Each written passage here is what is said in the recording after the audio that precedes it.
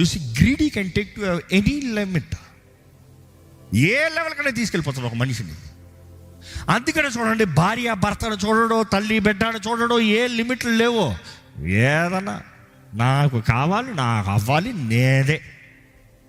జాగ్రత్త, ఇది పాపమని దేవుని వాక్యం తెలియజేస్తుంది.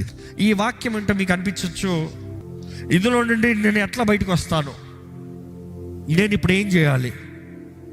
బైబిల్లో చూసినప్పుడు ఒకే మాట అండి, యేసు ప్రభు దగ్గరకు వచ్చి నీ పాపాలు ఒప్పుకో.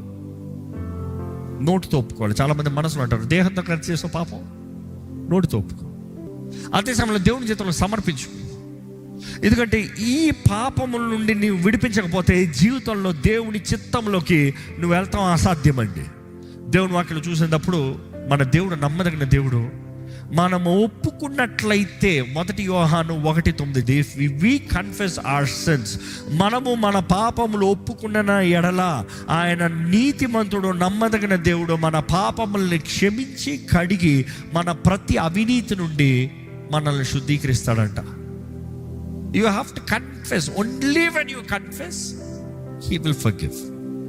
అండ్ మీరు దేవుని బెటర్ అని మీరు కనబరుస్తాము, చాలా ప్రాముఖ్యమైనది.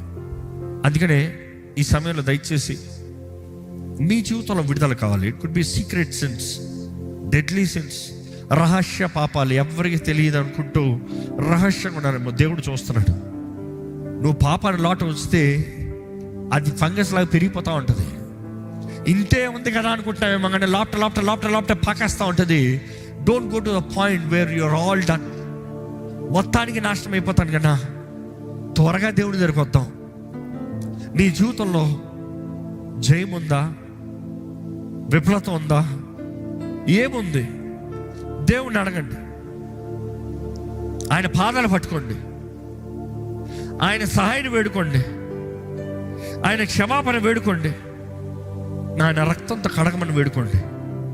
ఈరోజు విడుదల జయం కలిగిన జీవితం కావాలంటే అడగండి, ప్రభువా నాకు విడుదల జయం కలిగిన జీవితం దయచేయ్యా, నాకు స్వతంత్రత కలిగిన జీవితం దయచేయ్యా, దేవా పాపానికి నో చెప్పగలిగిన జీవితం నాకు దయచేయ్యా, తిండిపోతుతనాన్ని ఎదిరించే శక్తిని నాకు దయచేయ్యా, చూసి నాకు కావాలి